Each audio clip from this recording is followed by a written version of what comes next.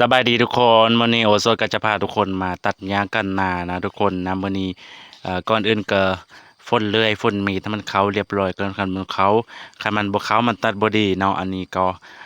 แล้วก็มาเช็คเบิ่งว่าพังน้ำมันโอเคบ่แล้วก็เติมซองทีเข้าไป1 ฝาเนาะ1 ฝาอันนี้โอโซซื้อมาในราคา70 บาทโอ้เดี๋ยวนี้บ่แม่นติ แพงก่อนแล้วเนาะเดี๋ยวนี้เขาได้ว่าน้ำส้มหีนะแล้วก็เติมน้ำมันแดงเนาะโอโซไปซื้อมื้อเช้านี้แม่ให้ไป100,000โอโซซื้อน้ำมัน80,000แล้วก็เหลือเงินไว้20,000เอาไปเติมรถจักรเนาะทุกคนหลังจากนั้นก็ปิดฝาให้เรียบร้อยรักษาน้ำมันให้ดีเนาะห่างไกลจากแสงแดดแล้วก็มาลองเบิ่งเครื่องตัดหญ้าว่ามันติดได้บ่ อันนี้ก็พอติดได้อยู่นะก็ป้องกันแสงตานะมาดูทุกคนเขายังใส่แว่นหูแว่นตาได้เพราะว่าไม้เต็นซากิยะเต็นเซอร์เนาะแสง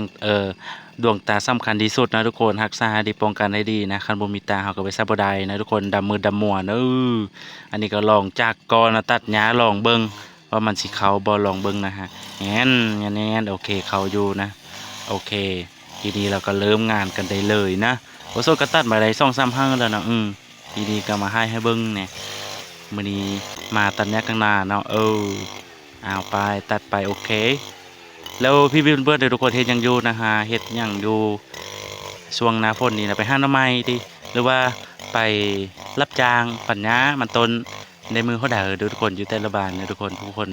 อยู่บ้านหยังได้เงินเท่าใดรับจ้างนะโอสดอยู่บ้านโอสดคันโอสดไปรับจ้างก็ได้มือละ200คันงัดมันต้นก็มือละ300คันไปเมางัดเป็นต้นก็มือละ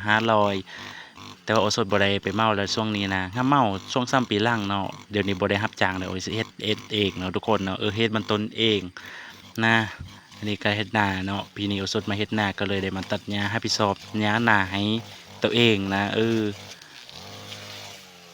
เขาคงโอสถก็เป็นเขาฮ้อมจันเจโนเนาะทุกคนนาก็เป็นนาของนาเนาะเฮ็ดของเราเนาะรักษาเฮ็ดของเราดินนาเนาะโอสถบ่มีนาคือเนาะนี่เนาะทุกคนขอบคุณใจทุกคนที่ไงขอบมุกขอบใจทุกคนที่เบิ่งคลิปมาฮอดตอนนี้เนาะทุกคนโอเคขอบมุกขอบใจเด้อทุกคนขอให้ทุกคนสุขภาพแข็งแรงครับจางกันระมัดระวังกันได้เด้อบ๊ายบายเจอกันใหม่